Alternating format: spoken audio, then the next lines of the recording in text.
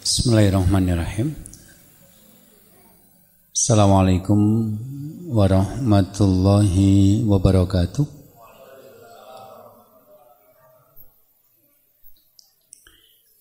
Innal hamdalillahi nahmaduhu wa nasta'inuhu wa nastaghfiruh wa na'udzu billahi min shururi anfusina wa sayyiati a'malina may yahdihillahu fala mudhillalah wa may yudlil fala hadiyalah.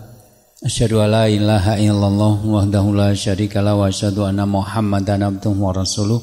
Allahumma shalli wa sallim ala nabiyyika Muhammadin wa ala alihi wa sahbihi ajmain amma ba'du. Usikum wa nafsi bi taqwallahi faqad fazal muttaqun. Jamaah yang dimuliakan Allah, Bapak-bapak, Ibu-ibu dan saudara-saudara kaum muslimin rahimakumullah. Alhamdulillah kita panjatkan puji syukur kepada Allah Subhanahu wa taala. Pada kesempatan malam hari ini kita masih diperkenankan untuk hadir di majelis ini. Kita akan melanjutkan pembahasan kita tentang misi keluarga Islami. Kemarin kita sudah membahas dua. Yang pertama adalah memiliki anak yang soleh, dan yang kedua adalah menjaga mata dan kemaluan dari perzinahan. Yang ketiga, misi dari keluarga Islami adalah berbagi peran.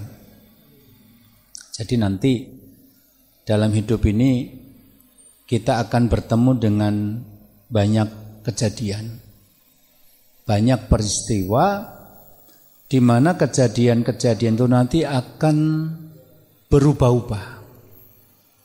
Wa tilkal ayyamu nudawiluha bainan nas. Dan hari-hari itu akan kami gilirkan di antara manusia. Nah, ya dimaksud dengan kami gilirkan itu adalah min farahin wa ghammin wa sihatin wa saqamin wa ghina wa faqrin. Jadi nanti ada hari-hari yang kita jalani di mana pada hari itu kita akan tertawa, gembira, bahagia, sukacita. Tapi nanti akan ada hari di mana di dalamnya kita menangis, sedih, kecewa, menderita. Ada hari-hari yang di dalamnya kita nanti akan merasakan badan yang sehat, tapi nanti juga akan ada hari-hari di mana di dalamnya kita mengalami sakit. Ada hari-hari di mana nanti kita akan merasakan kelapangan secara finansial. Maksudnya ada uang yang kita pegang. Tapi ada juga hari-hari di mana di dalamnya nanti kita pusing memikirkan hutang. Dan itu terus berjalan dalam kehidupan kita. Sehingga bagaimana kita bisa menyikapi perubahan-perubahan yang terjadi ini dengan tetap baik, ya, maka kita membutuhkan pasangan. Karena karakter dari masalah-masalah kehidupan kita nanti juga macam-macam. Ada karakter yang memang lebih cocok dihadapi oleh perempuan, ada karakter masalah yang memang lebih cocok dihadapi laki-laki. Misalnya, kalau Anda punya anak kecil, kira-kira umur 3 tahun 4 tahun, biasanya anak kecil itu nggak suka sayur. Nah, dia makan cuma buat mainan gitu. Masalah seperti ini nanti yang harusnya mengatasi adalah ibu, karena ibu yang punya kesabaran. Dia mungkin akan bisa memperagakan sendok itu jadi kayak pesawat terbang, kemudian nanti pelan makanan itu masuk ke dalam mulut anak dan selesai, meskipun mungkin butuh waktu setengah atau 1 jam. Tapi kalau kasus kayak gini serahkan sama bapak, nggak selesai. Karena bapak pendidikannya bukan pendekatan emosional, tapi pendekatan rasional. Ngerti anake mangan ora rampung-rampung malah dionek-onek.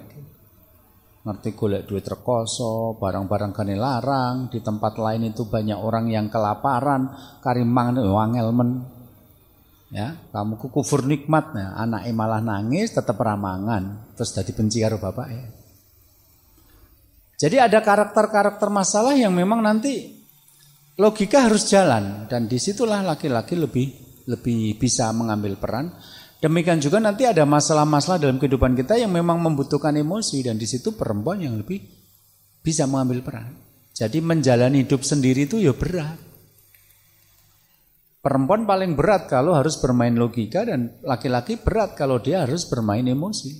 Jadi kalau mereka nanti bertemu, berpasangan, maka mereka menjadi tim yang solid, tim yang kuat karena anggota tim itu kalau nanti ada pertanyaan macam-macam bisa jawab.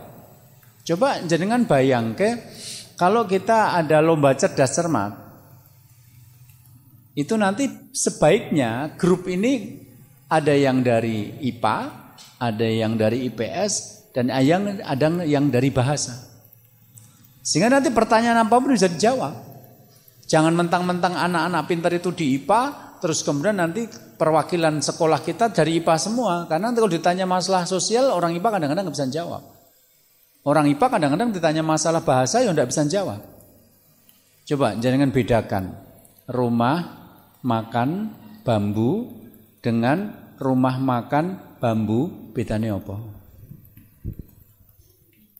Ya, rumah makan bambu dengan rumah makan bambu, bedanya apa? Nah, orang yang bedanya padha wae berarti zaman sekolah bahasa Indonesiamu bijine elek. Orang IPA kadang-kadang nggak bisa jawab. Rumah makan bambu itu seperti Bambang makan bambu. Jadi ada makhluk monster namanya rumah. Dia makan bambu. Tapi kalau rumah makan bambu itu tempat kita makan, ya itu rumah makan. Nama rumah makannya bambu. Tetap tidak mudeng ya wes gitu loh. Artinya nanti kalau grup kita ini ada orang yang ngerti bahasa, oh bisa, oh ya bedanya apa bisa membedakan.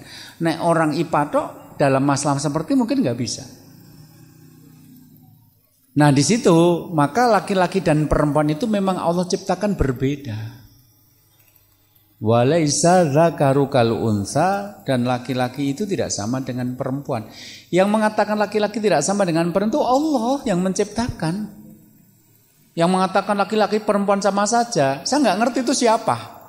Anda dapatnya dari mana? Di ayat berapa? Quran surat apa? Nggak ada. Itu cuma didapat dari rapat RT, RT-nya ketemunya pas rapat RW, RW ketemunya pas yang kelurahan, Pak Lurah ketemunya pas yang kecamatan gitu loh Pak. Dirunut-runut kira yang ayatnya, yang hadisnya, tiba-tiba dipaksakan. Oh saiki zamannya wis modern laki perempuan sama saja. Enggak akan pernah sama. Laki-laki enggak mungkin punya rahim dan perempuan punya itu. Laki-laki enggak mungkin mengalami haid, enggak mungkin laki-laki menyusui. Perempuan melakukan itu. Enggak akan pernah bisa. Hatta laki-laki itu operasi kelamin jadi perempuan itu cuma wujud luarnya, dalamnya enggak ada rahimnya, enggak ada darah haidnya.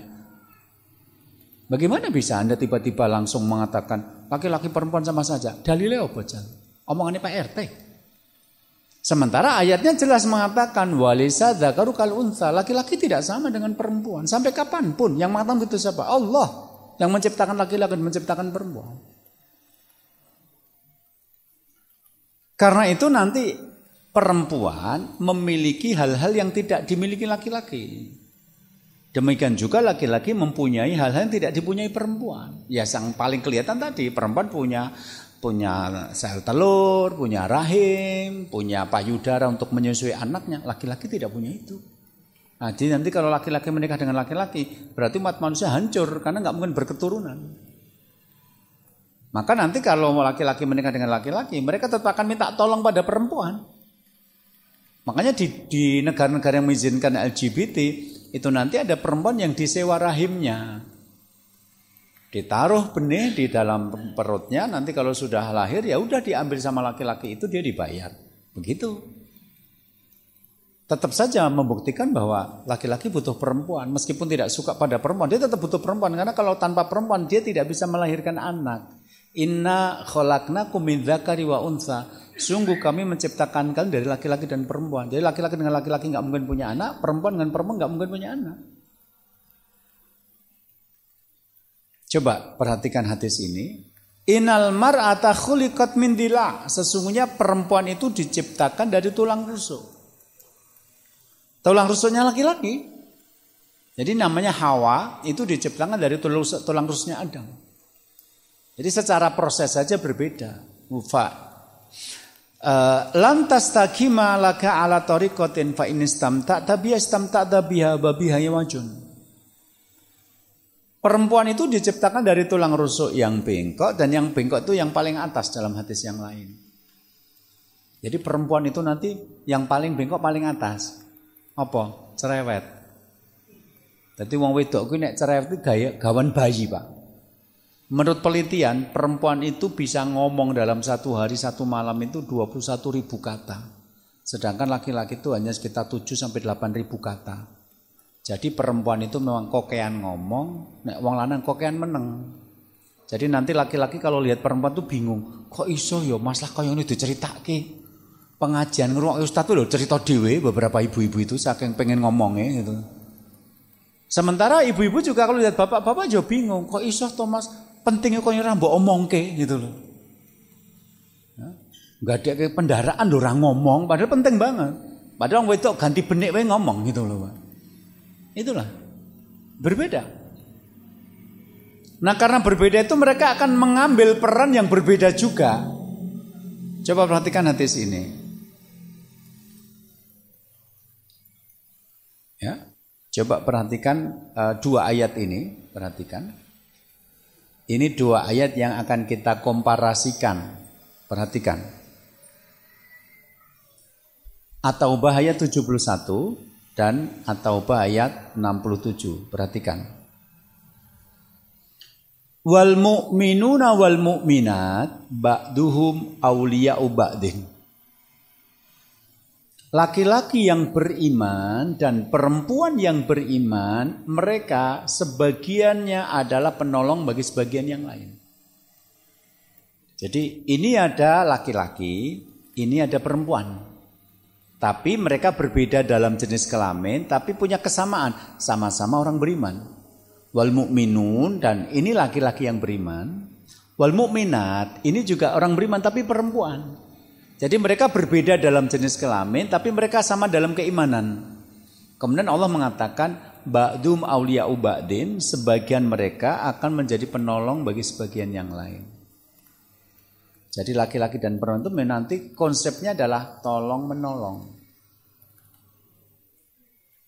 Demikian juga ketika membahas tentang orang munafik. Al-munafiquna wal munafiqat, laki-laki yang munafik dan perempuan yang munafik. Jadi ini beda, ini laki-laki, ini perempuan, tapi sama-sama munafik. Ba'du min ba'din. Sebagian mereka adalah bagian dari bagian yang lainnya. Sebagian mereka adalah bagian dari yang lainnya. Jadi secara umum laki-laki dan perempuan diciptakan untuk saling tolong menolong. Secara umum begitu. Bedanya, coba Anda perhatikan bedanya. Ketika tolong menolong itu terjadi di antara orang beriman laki-laki dan perempuan, kalimatnya adalah ya'muruna bil ma'ruf wa yanhauna 'anil munkar. Menyuruh yang ma'ruf dan melarang yang mungkar.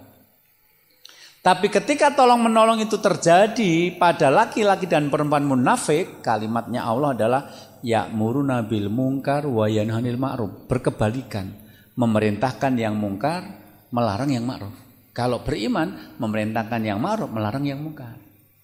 Jadi sama-sama laki-laki dan perempuan, mereka akan saling tolong menolong. Bedanya kalau ini orang beriman, memerintahkan yang ma'ruf, melarang yang mungkar. Kalau ini orang munafik, memerintahkan yang mungkar, melarang yang ma'ruf.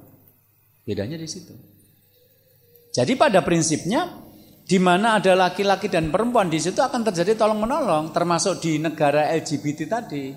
Laki-laki menikah dengan laki-laki. Nanti perempuan menolong dengan menyediakan rahimnya untuk disewa. Perempuan menikah dengan perempuan. Nanti laki-laki menolong perempuan untuk punya anak dengan cara mendirikan bank sperma. Itu saling tolong menolong, tapi di antara orang-orang sesat gitu loh. Nah, ketika kita memahami konsep ini, maka sebenarnya konsep ta'awun atau tolong menolong antara laki-laki dan perempuan itu tidak selalu baik. Jadi tidak semua tolong menolong itu baik. Ada tolong menolong yang ternyata buruk. Wa ta'awanu 'alal birri wa taqwa wa la ta'awanu 'alal itsmi wal udwan. Dan tolong menolonglah kalian dalam kebaikan dan ketakwaan, dan jangan tolong menolong dalam dosa dan permusuhan. Jadi ada orang yang nanti tolong menolong, tetapi yang didapatkan adalah kebaikan dan ketakwaan. Tapi ada orang yang tolong menolong, didapatkan adalah dosa dan permusuhan. Jadi tidak semua menolong itu baik. Tidak semua menolong itu baik. Ada orang menolong itu cuma nambah dosa. Ya, ada orang punya selingkuhan, kene ora konangan bojone, koncone kon nulung kon ndelikke. Itu kan dosa toh yang ngono kuwi. Ya.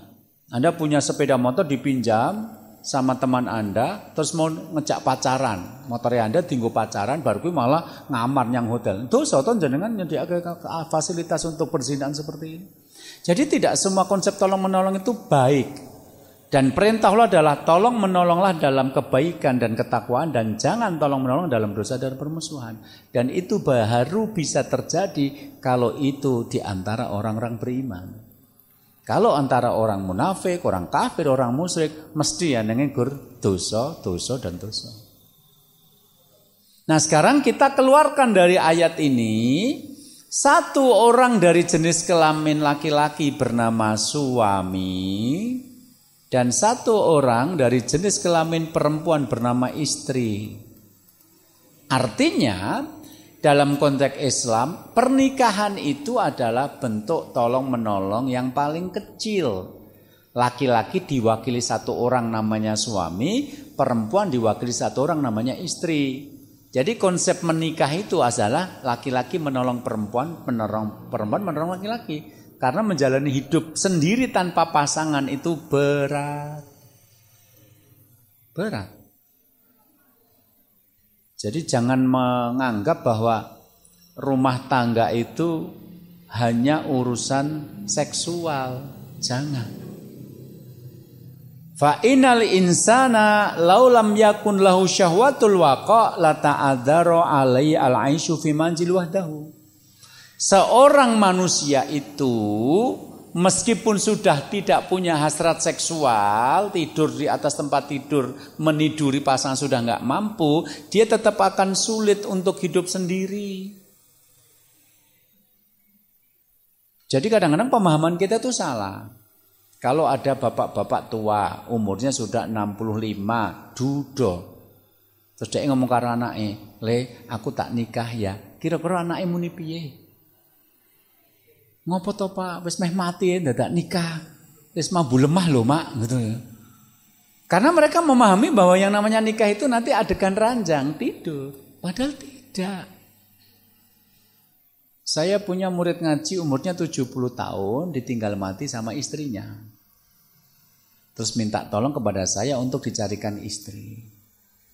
Dia cerita begini, "Ustadz, saya sudah tidak berhasrat secara seksual. Turuk wis ora eneng kamus. Wong sudah 70 tahun. Tapi rumahnya bapak ini adalah 1000 meter full bangunan. Anda bisa bayangkan. Disapu wiwit subuh tekan dhuwur urung rampung, kecuali orang nyapu. Rampung langsung gitu loh. Jadi ketika nanti dia nyapu, selesainya bisa menjelang duhur. Lah kuwi nek ngelak wedange sing dombe sapa, sing gawe sapa? Nek arep mangan wong ra eneng panganan. Dia ingin menikah agar ketika dia nyapu, istrinya bisa masak. Kemudian nanti bisa bikinkan minum. Begitu selesai, dia makan ditemani istrinya, minum teman istrinya. Nanti kalau berangkat pengajian seperti ini, eneng sing digoncengke.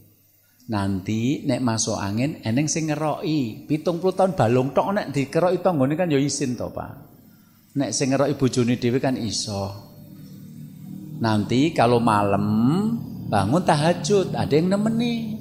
Nanti kalau sore hari di teras rumah minum teh, eneng sing diajak rembugan. Dudo ngeteh gawe dhewe, ngomong dhewe kaya wong kesurupan.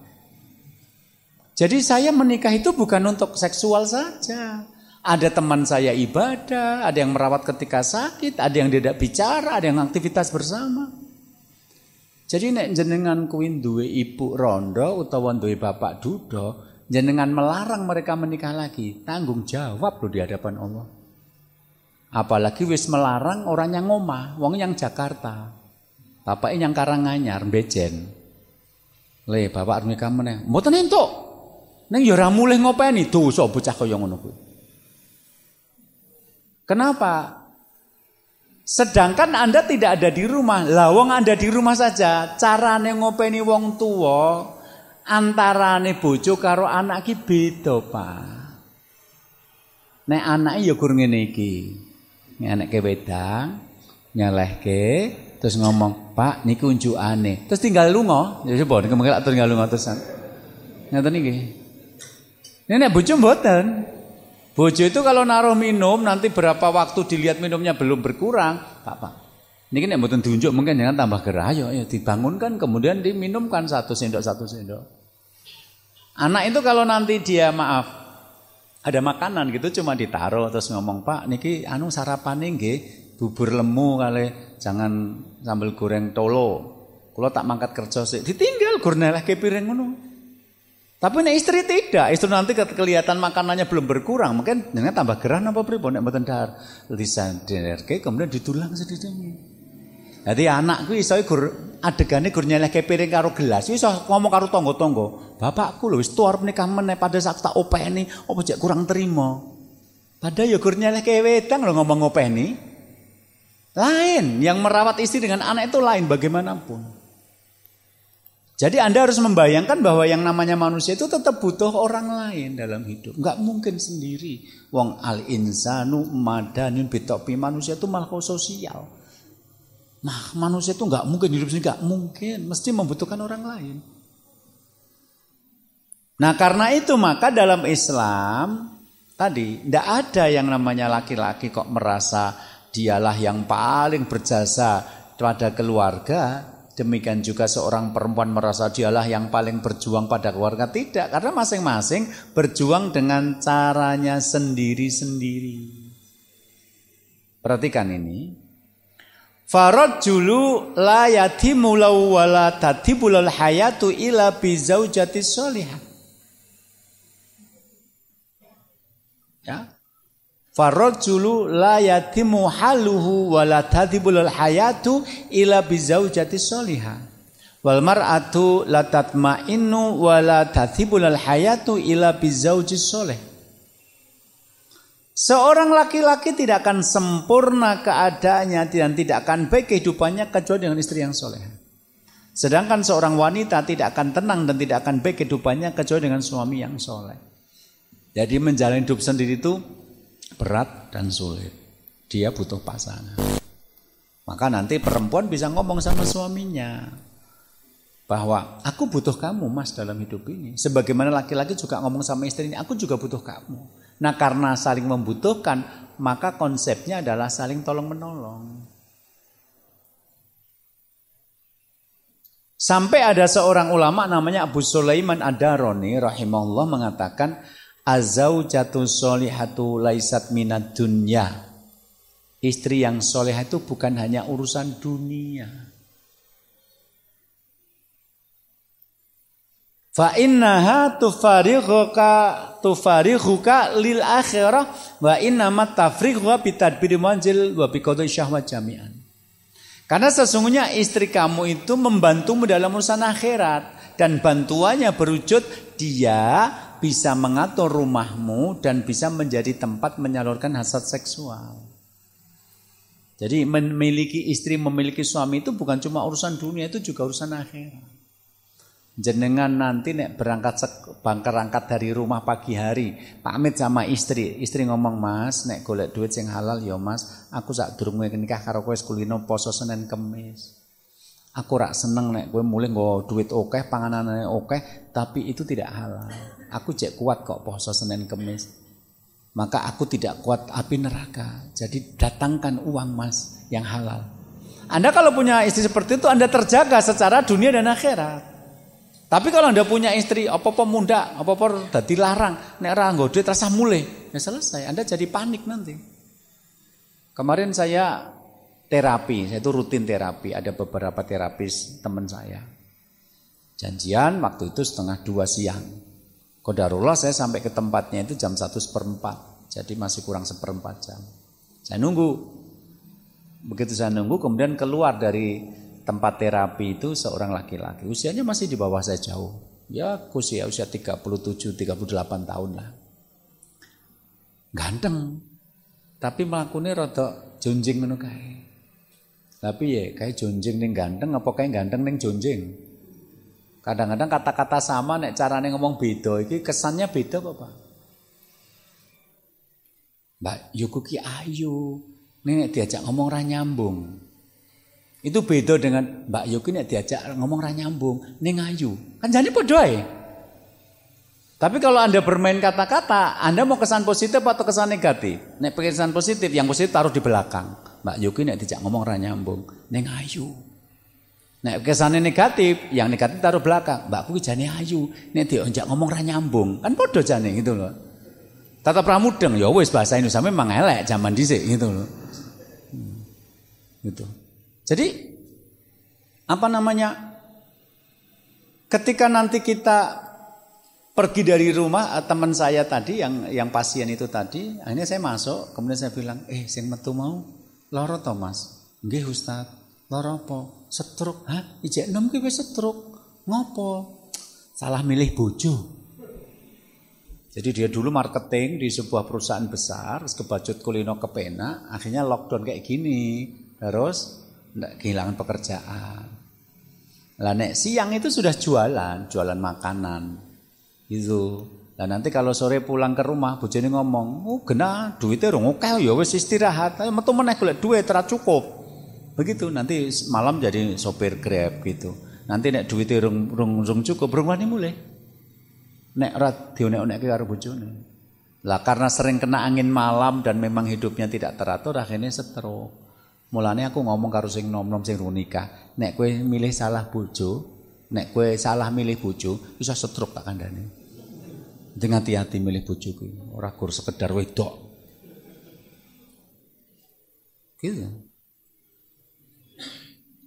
Jadi dia mengatur rumah, begitu Anda pulang dari kerja, ditku payune rapate akeh, ya ora apa-apa to Mas, wong wis ya usaha, berarti jatahmu saiki ya gur semono, sesuk usaha meneh ya Mas. Anda punya istri seperti ini jelas lebih baik daripada Anda punya istri yang kalau Anda pulang selalu mengeluh uangnya kurang. Wis ngomongnya duitnya kurang terus rapate ayu, nganyelke ngono kuwi gitu. Nganyelke tenan. Gitu. Jadi kebutuhan Anda akan pasangan agar nanti hidup Anda berjalan dengan baik itu bukan cuma urusan-urusan dunia, itu juga urusan akhirat. Maka sebenarnya ketika kita menikah itu kita siap menjalankan peran yang berbeda. Memang nanti peran yang akan kita lakukan itu beda memang. Jadi orang yang mengatakan laki-laki dan perempuan sama saja, kuwi gampangke. Menyederhanakan masalah. Wong beda kok. Tadi sudah ada ayatnya mengatakan bahwa walaisa dzakaru kal untha, laki-laki tidak sama dengan perempuan. Hadisnya sudah jelas mengatakan bahwa perempuan diciptakan dari tulang rusuk. Berarti laki-laki bukan dari tanah liat yang kering. Sedangkan hadis ini lebih jelas lagi. Kulukum ra'in famas'ulun an ra'iyatihi. Setiap kalian adalah pemimpin dan setiap pemimpin akan bertanggung jawab tentang kepemimpinannya. Jadi ketika membahas tentang tanggung jawab kepemimpinan, laki-laki dan perempuan sama. Kamu adalah pemimpin dan kamu akan mempertanggungjawabkan kepemimpinanmu di hadapan Allah nanti. Di sini tidak disebut laki-laki, tidak disebut perempuan. Hatta jenengan di dalam hidup di dunia ini tidak memimpin orang lain, Anda tetap akan bertanggung jawab di hadapan Allah. Anda nggak mau jadi ketua RT, nggak mau jadi ketua RW, nggak mau jadi kepala desa, camat, bupati, gubernur, presiden. Bahkan jenengan nggak mau jadi ketua penyelenggaraan seragam PKK. Bah, aku mau mimpin wong liya, wis tak indani wis biar nanti tidak ditanya Allah. Ketika Anda tidak memimpin orang lain dalam hidup ini, Anda tetap akan bertanggung jawab di hadapan Allah. Kenapa? Imam Zanbasri mengatakan al-mu'minu qawamun ala nafsihi. Karena orang beriman itu memimpin dirinya sendiri. Maka orang berdosa dalam Islam itu sebenarnya adalah dzalimun linafsi, orang yang mendolimi dirinya sendiri. Misalnya begini loh, Anda berada di ruangan seperti ini, karpetnya yang bagus. Kalau Anda pengen tahu karpet yang bagus, datanglah ke toko karpet. Ada karpet yang 2 kali 3 meter, neng harganya 15 juta ki eneng, 30 juta itu eneng, neng ya empuke pancen beda.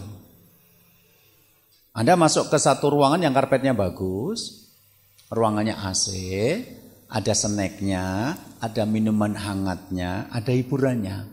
Dan Anda baru saja pulang kerja capek. Itu tempat yang nyaman, Pak.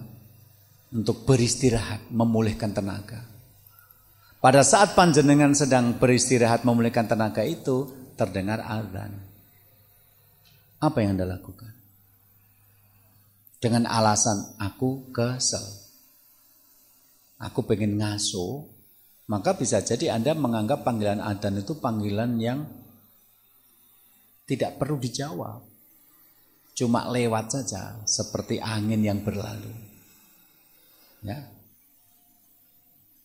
Berarti ketika Anda nanti tidak menjawab adzan itu, Anda gagal memimpin tangan Anda untuk mengambil air wudhu, gagal memimpin kaki Anda untuk melangkahkan kaki ke masjid, gagal memimpin tubuh Anda untuk bergerak, tangi bangun dari tempat istirahat itu. Tapi begitu mendengar adzan Anda bangun, bismillah, tangi, sholat, berarti Anda mampu memimpin ya rasa malas Anda, memimpin kaki Anda untuk melangkah ke masjid, memimpin tangan Anda mengambil air wudhu. Berarti orang yang berdosa itu adalah orang yang gagal memimpin dirinya sendiri. Gagal memimpin tangannya, kakinya, mulutnya, matanya. Lalu Anda melihat tayangan-tayangan porno, berarti Anda gagal memimpin mata. Kalau Anda ngibah ngerasani tonggo, berarti Anda gagal memimpin lesan. Kan begitu. Jadi meskipun dalam hidup ini Anda tidak memiliki anak buah untuk dipertanggungjawabkan, Anda memiliki tanggung jawab terhadap anggota tubuh Anda di hadapan Allah nanti. Maka setiap Anda adalah pemimpin dan akan bertanggung jawab tentang kepemimpinannya. Oke, kita kunci dulu di sini. Perhatikan lanjutan hadisnya. Perhatikan lanjutan hadisnya. Warajulu dan laki-laki ra'in ala ahli baitihi, bertanggung jawab atas anggota keluarganya. Wa huwa mas'ulun anhum, dan dia akan bertanggung jawab tentang mereka di hadapan Allah.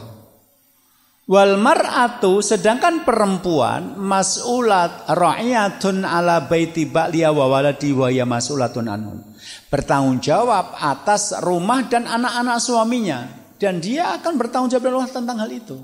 Jadi di sini ketika membahas tentang tanggung jawab sama, setiap kamu pemimpin dan setiap pemimpin akan mempertanggungjawabkan di hadapan Allah. Tapi ketika membahas rincian tanggung jawab berbeda. Laki-laki bertanggung jawab atas keluarganya, perempuan bertanggung jawab atas rumah dan anak suaminya. Berbeda.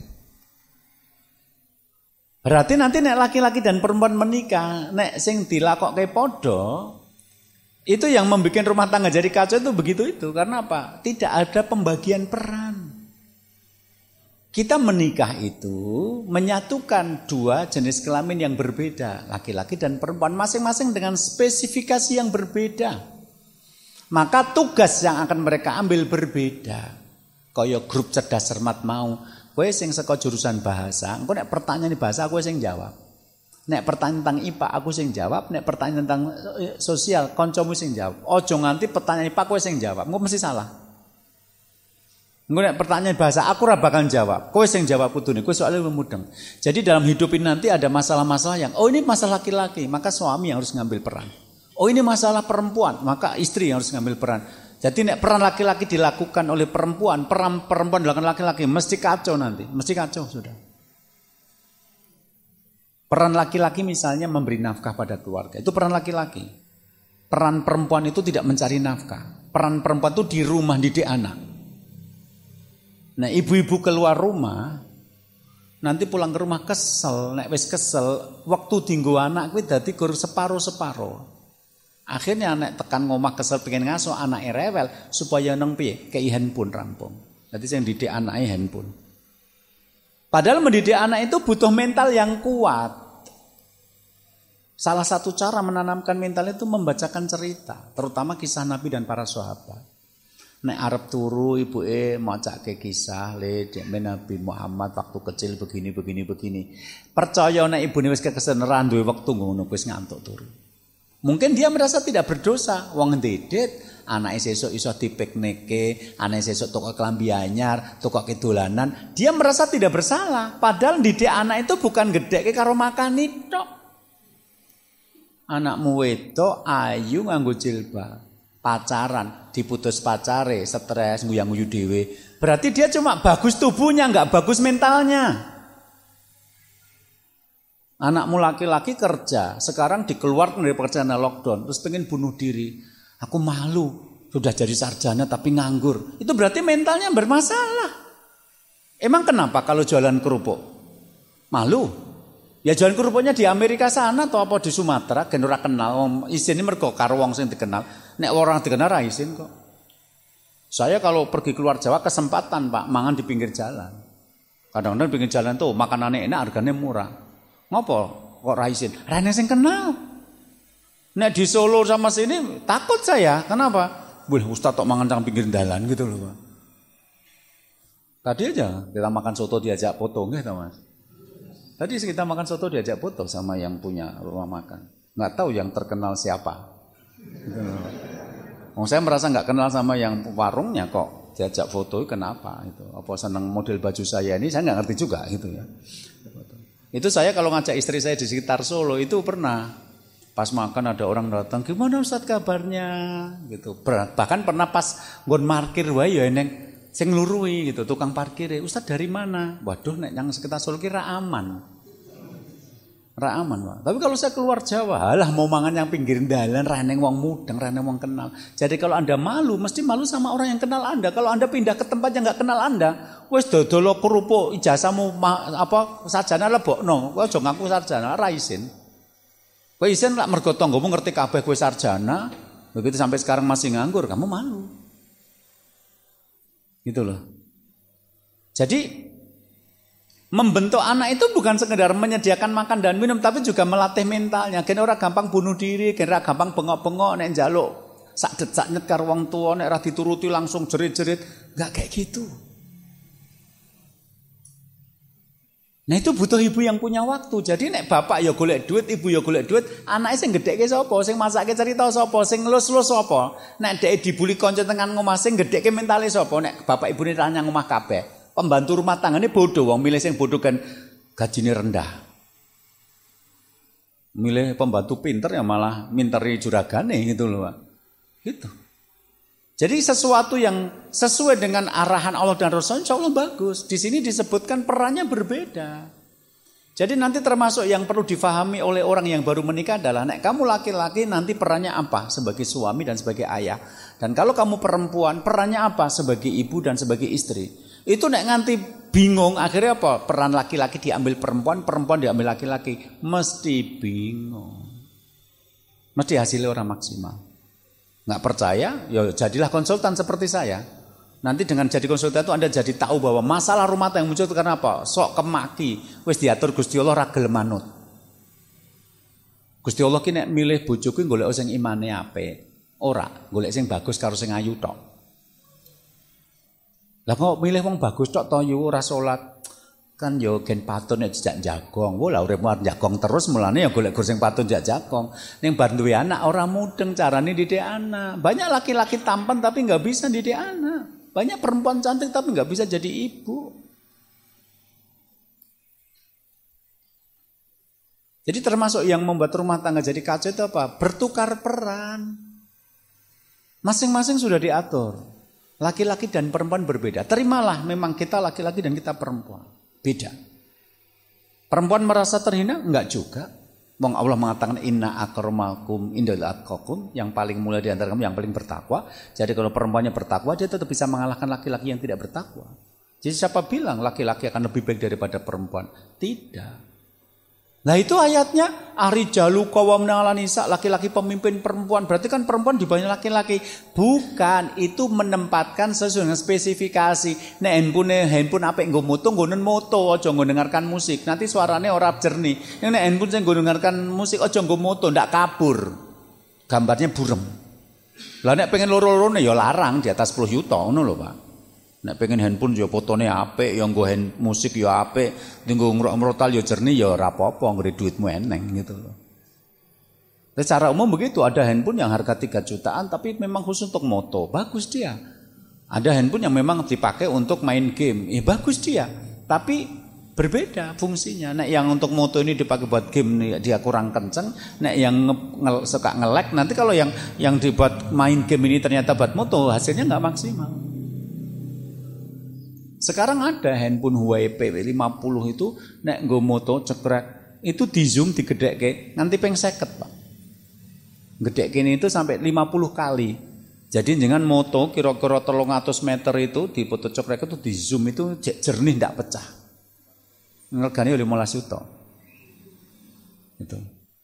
Gur handphone sak juta kok pengen apik fotone ya ngiloa gitu loh.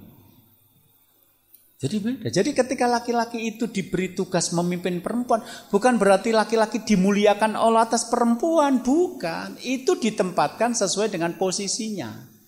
Karena ayatnya inna akramakum indal atqakum, sesungguhnya yang paling mulia yang paling takwa, bukan yang laki-laki lebih mulia daripada perempuan, bukan.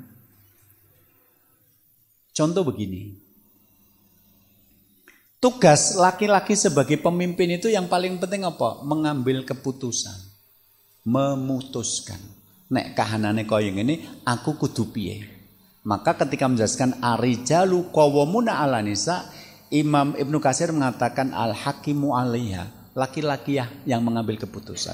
Dan keputusan itu dibuat setiap hari bisa ratusan keputusan. Adzan subuh terdengar. Allahu Akbar, Allahu Akbar. Itu harus ngambil keputusan, tangi apa ora tangi. Dingin, selimutnya tebal. Sing wedok ngomong, "Pak, wis adzan." Serasa dirungokke, cek adem. Kan ambil keputusan, dia tidak bangun. Ada yang ngambil keputusan bangun. Setelah mengambil keputusan bangun, ngambil keputusan lagi. Salat apa ora salat? Kan eneng to sing esuk-esuk subuh tangi tiba arep noto-noto bronjong terus mangkat yang pasar ora salat. Dia sudah mengambil 2 keputusan, bangun dan sholat. Keputusan ketiga, sholatnya yang omah apa yang masjid? Karena ada yang sholatnya di rumah. Padahal sholat bersama di masjid 27 rakaat lebih baik. Bangun, sholat di masjid. Lah mangkatnya yang masjid alon-alon, apa cepet ganengko entuk rakaat pertama bersama dengan imam, takbiratul ihram bersama imam. Apa leda-lede tekan masjid tiba wis makmum masbuk. Nanti begitu Anda sampai di masjid, Anda milih sop pertama atau sop kedua. Nah kalau secara duniawi saja sing sop pertama sok-sok dapatkan door prize, sing sop kedua tidak, apalagi secara akhirat. Nanti Anda sop pertama, ya itu beda pahalanya dengan sop kedua dengan sop ketiga. Terus nanti Anda memutuskan, aku mangkat yang masjid dhewe ijenan apa ngajak anak-anak. Nek ngajak anak-anak berarti bocah-bocah ditangekke. Nek Anda sendiri-sendiri, banyak bapak-bapak sregep yang masjid, anake ra melu salat. Maka bangun, sholat, ke masjid, takbiratul bersama imam, sop pertama dengan anak-anak. Itu Anda sudah mengambil paling tidak 6 keputusan. Salah satu di antara ini salah, nilainya turun. Begitu Anda sudah selesai sholat, Anda pulang ke rumah. Anda harus mengambil keputusan lagi. Ini bar sholat, ya, sholat subuh. Yang rumah ngopo ya? Maca Quran, maca koran, ngurungokke pengajian, ngelanjutke nonton bal-balan, jalan-jalan, ngeteh di halaman, bantu istri nyiapkan sarapan, apa tidur lagi? Monggo mang pilih. Keputusan yang salah, mare padu. Gitu loh. Anda bar salat subuh turun meneh, wis to, yakin padu gitu. Gitu seterusnya. Jadi setiap hari itu ngambil keputusan, dan keputusan itu dilakukan dengan jernih. Nah, laki-laki bisa dengan jernih karena laki-laki tidak menemukan hambatan. Sedangkan perempuan setiap bulan itu akan menemukan hambatan untuk mengambil kesimpulan secara jernih. Haid.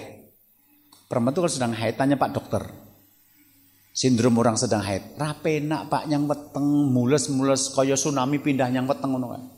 Mulek. Kon ngono kuwi terus adine teko, "Mbah, aku bar dikeploki bojoku." Pas mumet ngono kuwi kon mengundi keputusan, ora iso jernih. Ya wis jaluk pegat wae. Ngono kuwi gampang banget gitu loh. Gitu. Nek sing yang perutnya mumet banget, ya mules banget yang ngomong, aku kon haksusan dhewe, aku lagi mikir tentang kowe mumet kok. Laki-laki tidak mengalami itu. Yang namanya haid, yang namanya hamil, yang namanya nifas, laki-laki tidak mengalami itu. Makanya laki-laki kalau ditanya masalah harus bisa jawab. Kenapa? Dia tidak ada halangan. Tapi kalau perempuan sedang haid, sedang hamil, sedang menyusui, sedang nifas, ora iso. Kenapa? Tubuhnya saja tidak nyaman dirasakan kok. Jadi ketika laki-laki yang disuruh memimpin pemimpin perempuan, Allah menempatkannya sesuai dengan porsinya. Jadi laki-laki nek ra iso mimpin berarti salah pendidikan. Gitu loh. Karena perangkat-perangkatnya laki-laki itu memperangkat untuk memimpin. Jadi kalau ada laki-laki tidak bisa memimpin berarti nemen bapak ibune orang ngajari, orang didik supaya jadi pemimpin. Nek neng sing ngeyel, lah kae Ratu Saba ya jadi pemimpin. Kuwi sadurunge nikah karo Sulaiman ya yu. Wis ketemu karo Sulaiman ya sing mimpin tetap Sulaiman. Lah kae Megawati Soekarno Putri ya memimpin. Ya ne dibandingke Soekarno ne ra ning apa-apane ya yu, ngono lho. Jadi sebenarnya Anda jangan bandingkan Megawati dengan tetangga jenengan sing jadi satpam. Ya kelasnya beda no. Karena dia pakai Soekarno Putri ya sama Pak Karnonya ada ra ning apa-apane no nek mau jujur melihat sejarah. Jadi kalau ada perempuan mimpin ya karena laki-lakinya lemah. Nek laki-lakinya sama-sama kuatnya ya tetap laki-laki lebih logik kok. Logis wong dia tidak mengalami masa-masa ketika mengambil keputusan terhalang. Tanya deh sama istri Anda di rumah nanti. Jadi nek pengen tambah kacau, kuwi kok takono pas bojomu sedang haid, wah kacau monggo gitu loh. Kenapa? Karena dia nggak bisa pikir jernih, dia merasakan tubuhnya aja nggak enak kok. Maka kembalilah kepada Quran hadis. Sudah yakin aja kalau Allah Rasulnya pasti benar. Di sini jelas yang mengatakan laki-laki sama saja itu menandakan tidak hafal ayat, tidak hafal hadis. Karena ayat ini hadis ini jelas mengatakan setiap kamu pemimpin dan akan bertanggung jawab atas kepemimpinannya. Tapi ketika menjelaskan rinciannya Rasul mengatakan laki-laki itu memimpin anggota keluarganya, sedangkan perempuan itu memimpin rumah dan anak-anak suaminya. Jadi pernikahan itu adalah tempat di mana laki-laki dan perempuan bertemu untuk bekerja sama, maka peran yang dijalankan laki-laki dan peran dijalankan perempuan akan berbeda. Jadi menikah itu salah satu misinya adalah menjalankan peran yang berbeda itu, berbagi peran, judul kita malam hari ini. Jadi nanti nek jenengan milih istri Mas yang belum menikah atau milih suami takonono, menurutmu laki-laki dan perempuan podo, rasanya karo dhek yang podo kok gitu loh. Jadi kita tuh membutuhkan, saya tuh laki-laki, sekuat-kuatnya saya, sepinter-pinternya saya, ada bagian dalam hidup yang harus dilakukan perempuan. Laki-laki lah telaten Pak, kon resik-resik omah. Jadi dengan iso moro, jangankan yang kos-kosane mahasiswa. Ustad pondok lanang wis sing rung nikah, mang parani kamare wis. Saiki mahasiswa iki yang lanang-lanang ki mang parani kamare, resik. Beda. Tapi kalau perempuan tuh bisa rapi, gelasnya dilapi, gitu loh Pak. Spray ini diganti bola bali, ada apa-apa yang ganggu baunya dibersihkan. Laki-laki tidak sepeka itu. Jadi nanti laki-laki sepinter-pinternya ruangannya tidak rapi, gitu loh Pak. Begitu seterusnya. Nek perempuan tuh emosional, wes ditinggal bola bali ya tetap berharap kembali, tak wong perempuan kan emosional. Dia sudah berkali-kali Ustadz selingkuh, tapi saya belum bisa melupakannya. Lah wong wedok wis ngono kuwi. Wong sudah disakiti berkali-kali kok masih belum bisa melupakannya, piye jan. Jadi di sini kalau kita nanti menjalani pernikahan Islami, kita harus menyadari posisi. Kamu harus memerankan sesuai dengan peran yang ditunjukkan Allah dan Rasulnya. Kalau kamu laki-laki, Ya, perannya di sini ada dua, bima faddalallahu ba'dum ala ba'din, karena Allah telah melebihkan laki-laki daripada perempuan, wa bima anfaqu min amwalihim. Jadi peran laki-laki itu satu mendidik keluarga, yang kedua memberi nafkah. Jadi enggak ada ayatnya, enggak ada hadisnya, wong wedok golek duit nggo keluarga iki ora ono. Jadi kalau ada istri yang mencari tambahan harta untuk suami ini harus matur nuwun, aja malah dionek-onekke. Karena istri yang mencari nafkah buat keluarga berarti dia menjalankan tugas suaminya sebenarnya. Nah berarti kalau nanti istrinya yang kerja, berarti di rumah ya suaminya ya melu bantu-bantu ngewaki nyambut gawe ngomah toyo. Wong istrinya juga bantu pekerjaan dia nyari nafkah. Jadi nanti kan apa pembahasannya sampai ke situ gitu. Ya. Jadi Bapak Ibu yang dimuliakan Allah, tema kita pada malam hari ini adalah berbagi peran. Jadi kita sudah menemukan 3 apa yang harus kita jalani dalam kehidupan sehari-hari untuk mewujudkan misi pernikahan. Kalau visi kan jangka panjang jauh. Kemarin secara dunia adalah munculnya orang-orang yang menjadi anggota keluarga itu yang menyejukkan mata, qurrata ayun, dan yang kedua adalah menjadi imam bagi orang bertakwa. Ini sudah kita bahas. Itu tujuan duniawi jangka panjang. Sementara secara ukhrawi ya terbebas dari api neraka dan masuk surga. Itu visinya. Adapun misinya saya sampaikan 3. 1, memiliki anak yang soleh. Berarti kesimpulannya nek golek bojo kuwi golek calon bapak karo calon ibu. Ojo egois gur mikir nepsu mutok. Begitu nanti kowe ndek anak, bojomu ora iso dadi bapak nganggo anakmu apa ora iso dadi ibu kanggo anakmu. Nanti kamu rugi betul. Yang kedua, kita menikah untuk membebaskan diri dari perzinaan, menundukkan pandangan mata dan menjaga kemaluan. Kemarin sudah kita jelaskan itu. Berarti kalau sak durung nikah milio sawangen. Soalnya nek kowe nikah engko selingkuh kuwi dosa gede dalam Islam. Rasa ndadak nikah, nek kowe ndek bojo ijek nurani bojone wong. Nikah itu untuk menghentikan itu agar masyarakat kita tidak semakin rusak. Maka kamu lihat dulu calon suamimu, calon istrimu. Nek kira-kira mantep nikah, nek orang mantep ojo sik. Daripada nanti kamu menikahi dia buat main-main, tapi kamu kemudian melakukan perselingkuhan. Dan kita sudah katakan kemarin, hari ini adalah zaman di mana perselingkuhan dianggap sesuatu yang sangat remeh. Padahal itu mebikot, itu ternyata sesuatu yang besar.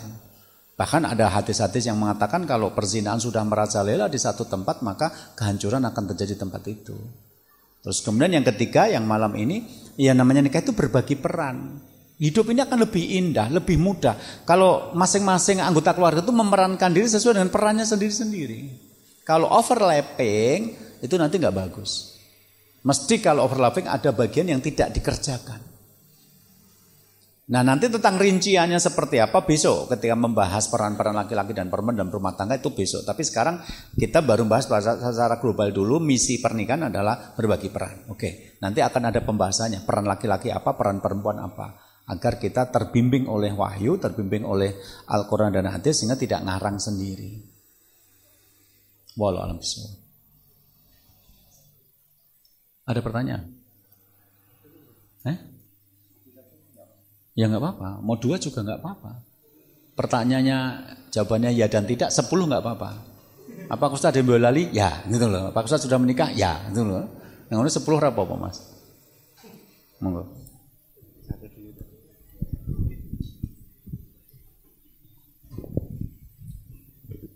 Ini ada soal pertanyaan nih. Dalam kehidupan Rasulullah, apakah ada contoh atau teladan terkait siapa yang punya hak dan seharusnya mengatur keuangan dalam keluarga, baik yang memegang uang atau yang mengatur pengeluaran dan yang mengatur tabungan keluarga? Syukran. Kalau dalam Islam pengaturan keuangan bisa fleksibel. Dulu waktu Muhammad belum jadi nabi, jelas hartanya Khadijah dikuasai oleh Khadijah dan dipakai untuk membantu dakwah Rasul. Tapi ketika Khadijah sudah meninggal dan hal yang terkait dengan pengaturan keuangan sudah ada, maka yang riwayat yang sampai kepada kita, istri itu menerima nafkah, bukan mengatur keuangan. Salah satu indikasinya adalah ketika waktu itu istri-istri Nabi minta tambahan uang belanja. Dan Rasul ternyata tidak mampu memenuhi permintaan istri itu sampai Rasul kemudian mendiamkan istri ya sampai berhari-hari. Jadi itu menunjukkan bahwa istri Nabi itu adalah orang yang dinafkahi. Jadi sekarang begini, soal uang itu dikelola siapa, monggo, mana yang lebih pinter. Tapi prinsip dasarnya adalah uangnya suami, uangnya istri, ojo dicampur. Jadi dalam Islam itu sebenarnya nggak ada harta gono gini, itu nggak ada. Adanya adalah warisan. Jadi kalau suami meninggal, istri mendapatkan sebagian dari harta suami itu. Ya, di samping nanti ahli waris yang lain. Kalau istri meninggal, suami mendapatkan sekian persen dari harta istri yang meninggal itu. Tapi selama masih hidup, uang istri, uang suami. Jadi nanti bapak itu sama ibu ngomong, kowe sesasi sing cukup ki piro? 20 juta cukup apa ora? Cukup banget, Pak. Lah aku ora ndedet gitu loh. Jadi misalnya ketemu angka 2 juta. Oke Pak, aku nek 2 juta nek nyang Karanganyar ijek iso. Ya wis, Anda kasih 2 juta. Selama 2 juta itu diberikan suaminya terus kepada istri. Istri nggak perlu tahu dompet suami isinya berapa, gaji suami nggak perlu berapa, itu nggak perlu tahu. Karena nanti yang mendapatkan uang dari suaminya bukan cuma istri ini. Mungkin suaminya punya bapak atau ibu yang tua, sakit-sakitan melarat. Nanti ada hadis anta wa malu kali abika. Kowe karo duitmu ndek bapakmu lho. Mungkin suami ini punya adik perempuan, janda, atau punya kakak perempuan, perawan tua. Dulu waktu bapaknya mati, suami ini mendapatkan warisan 2 kali lipat. Maka sekarang ketika bapak tidak ada, yang menjamin kehidupan kakak dan adik perempuan ini ya saudara laki-laki yang dulu menerima warisan 2 kali lipat itu. Atau suami ini pengen bantu Suria atau pengungsi di yang tempat lain, dia bisa keluarkan dari uangnya. Atau sing ini paling rapena, dia punya istri yang lain. Lah nek bojone dikuasai istri ini, istri yang lain dapat apa? Wong konsepnya ta'adud itu adil. Jadi istri itu nggak perlu tahu juga uang suami selama haknya sebagai istri sudah tercukupi. Lah kula gur kei 2 juta mboten cukup, ya negosiasi ulang. Mas aku 2 juta ora cukup, tambah 0 wae Mas ning nyang mburi. Tambah 0 yang mburi iki per 10 Pak. Kali 10 berarti jadi 20 juta. Monggo. Jadi istri itu tidak punya hak untuk ngatur-ngatur suami semama haknya terpenuhi. Jadi istri baru ngatur kalau biasanya kayak 2 juta iki gur kayak 1 juta. Lah harus nanya, berarti kan mengambil haknya istri. Jadi kalau nanti suaminya modele ora iso mengelola uang, gampang jajan, pendakane wong mie ayam liwat tok koncone ngomong, "Bos, mie ayam," langsung dijajake kabeh. Jadi modele mbosi ngono kuwi. Berarti istri nanti yang mengelola, tapi dia sadar saya mengelola tapi ini uang suami bukan uang saya. Jadi ketika istri yang mengelola uang, dia ngerti yang punya saya berapa, sisanya punya suami saya. Dia cuma mengatur agar tidak terjadi kebocoran yang tidak prioritas. Tapi dia tidak berhak memiliki itu. Yang dia miliki adalah yang diberikan suami kepada dia. Mumet toh? Gitu loh. Makanya di sini dikatakan wa bima anfaqu min amwalihim, dan laki-laki itu memberikan nafkah dari sebagian harta. Jadi tidak semua, sebagian. Karena laki-laki itu yang dinafkahi itu bukan cuma istrinya, banyak. Sekarang dia duda, nikah dengan perempuan. Dia sekarang punya istri. Dengan mantan istrinya, dia punya anak. Lah kan anaknya tetap dia nafkahi terus sampai nanti anaknya besar. Lah nek saiki dikake bojo kene, anaknya mati garing no. Padahal rupane padha karo bapake. Gitu loh. Jadi kalau Anda duda terus Anda menikah dengan istri baru, Anda ngomong sama istri baru, "Dek, aku ndek mben ki wis nikah, anakku loro, saiki melu mboke. Dadi kok pendak sasi aku tetap mengirim rono nganti dewasa. Kalau perempuan sampai menikah, kalau laki-laki ya sampai balik minimal." Itu istri Anda sekarang harus paham itu. Maka ini menunjukkan bahwa yang dinafkahi oleh laki-laki bukan istrinya tok. Mungkin anaknya, anak yang sudah bersama dengan mantan istrinya, mungkin orang tuanya, mungkin adik perempuan atau kakak perempuannya dan macam-macam. Maka yang dibicarakan antara suami istri bukan pengaturan uang, tetapi kepemilikan. Sing dikeke ndak sasi ki piro patute. Selama yang menjadi kesepakatan itu sudah diberikan secara kontinu, istri tidak berhak untuk ngatur-ngatur suami. Istri ngatur uang suami kalau terbukti suaminya tidak bisa ngatur, itu pun hanya sebagai pengatur, bukan pemilik. Mas kowe ngeki dit aku 10 yuta kan, jatahku 2 yuta, berarti ditmu 8 yuta to Mas. Lah wingi wis mbok jikuk dienggo tuku bensin semene. Wingi kan eneng sing nyumbang to Butejo kae mati, mulane Ratu Gosip kae wis mati lho ya, gitu ya. Wis wingi nyumbang semene-semene. Saiki ditmu kari semene lho ya. Jadi bukan istri menguasai tapi dia mengaturkan uang suaminya kalau terputus sama enggak bisa. Tapi kalau suaminya bisa ngatur, istri yang ngatur uangnya sendirilah. Ini harus difahami. Karena persoalan ini agak apa ya? Agak blundet, Pak. Banyak orang yang menyepelekan masalah seperti ini. Jadi kabeh ndek wong loro, kabeh ndek wong loro, kabeh ndek wong loro. Begitu ada masalah cerai, bingung Pak, ngedum. Bingung, betul. Dan saya katakan harta istri, harta suami. Harta istri itu misalnya dia waktu mau nikah diberi oleh orang tuanya, dapat warisan dari orang tuanya, dapat hadiah dari orang tuanya. Terus nanti mahar yang diberikan oleh suaminya ketika menikah itu jadi milik istri. Terus kemudian nanti istri punya penghasilan, dia kerja, maka hasil pekerjaannya milik dia sendiri.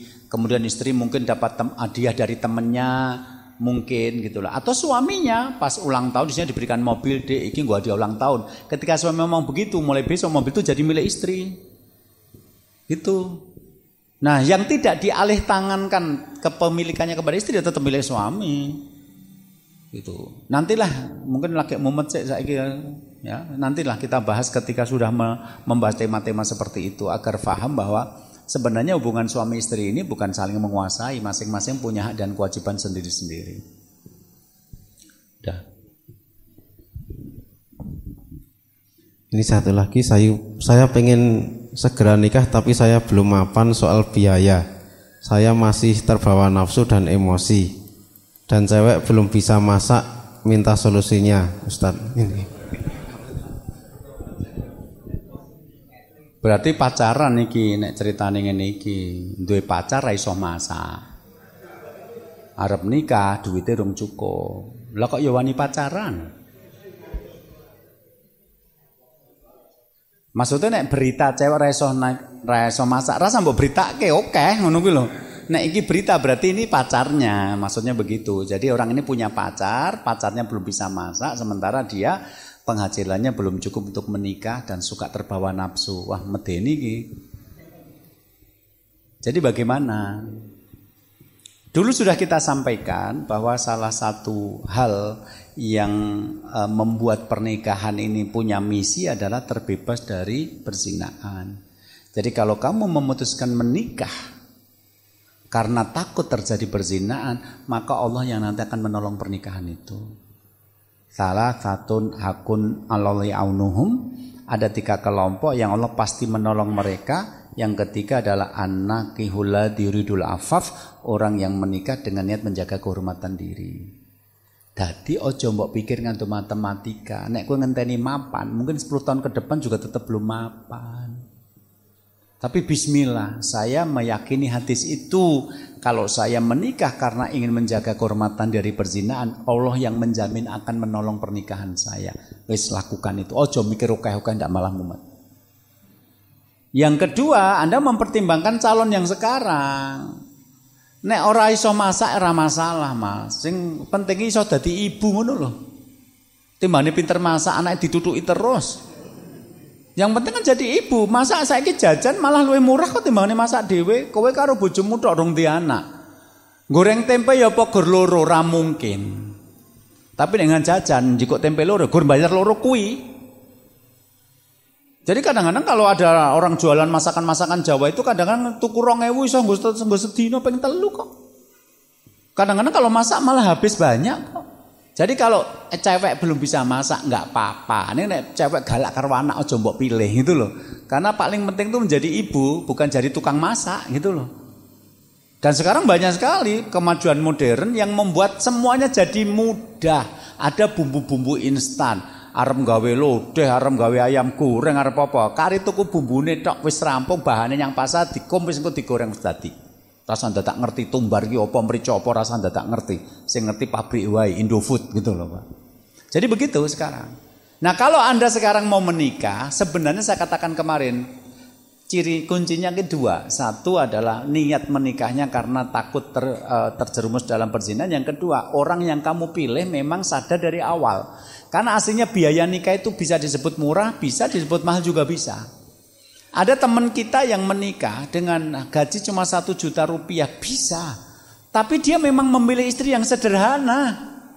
Teman-teman saya di pondok itu gaji-gaji mereka tidak banyak Pak, 1 juta, 2 juta, 3 juta, enggak terlalu banyak. Tapi mereka bisa hidup dengan aman, baik. Kenapa? Kan istri mereka biayanya juga ringan. Tapi ada perempuan-perempuan yang Anda punya 10 juta pun belum tentu cukup. Anda punya istri artis-artis itu, ya Allah enggak cukup mas, 10 juta, 20 juta enggak cukup. Makanya kalau artis nggak laku akhirnya melacurkan diri. Terlanjur sudah biasa hidup mewah dengan cara mudah, sekarang sudah nggak laku. Anda bisa nonton itu banyak sekali artis-artis yang kayaknya solehah-solehah tiba ya gur totolan daging gitu loh. Ternyata begitu. Jadi Anda nanti menikah itu satu niatnya menjaga kehormatan ini karena hadisnya Allah akan menolong. Yang kedua, perempuan yang kamu pilih siapa? Nek perempuan itu sederhana, itu 500.000 cukup kok. Menurut survei di Solo 500.000 untuk satu keluarga yang belum punya anak. 500.000 tuku lawuh karo sego jak cukup nggo sesasi. Apa tambah poso 29 dino tambah cukup. Itu. Di kota lain nggak bisa Pak. Sekali makan bisa 100.000 di kota lain. Tapi Solo ini masih murah. Gitu loh. Istri Anda mungkin dibelikan daster setahun pisan rapopo. Kelambi anyar pendak bodotok. Ra masalah. Anda menikah tapi istri Anda per 2 bulan minta baju baru, per 3 bulan minta tas baru. Ya kukut no. Jadi nikah itu bukan sekedar nikahnya, tapi siapa yang kamu nikah itu juga akan menentukan berani atau tidak. Jadi 2 hal itulah yang menurut saya paling penting. Jadi niatnya menikah karena menjaga kehormatan diri. Kedua, memilih orang yang tepat. Saya dulu waktu nikah itu ya belum punya uang yang banyak. Tahun 94 saya menikah, itu gaji saya cuma 3.000 rupiah sehari kok. Untuk ukuran waktu itu pun belum banyak. Tapi qadarullah istri saya ustadzah, ngerti dalil, tidak poso isoh gitu loh Pak. Akhirnya apa ya alhamdulillah jalan. Gitu. Jadi gitu ya, mudah-mudahan bisa difahami. Saya serahkan kepada pembawa acara karena kayaknya ada doorpress yang mau dibagi. Begitu dari saya, mudah-mudahan bermanfaat. Assalamualaikum warahmatullahi wabarakatuh.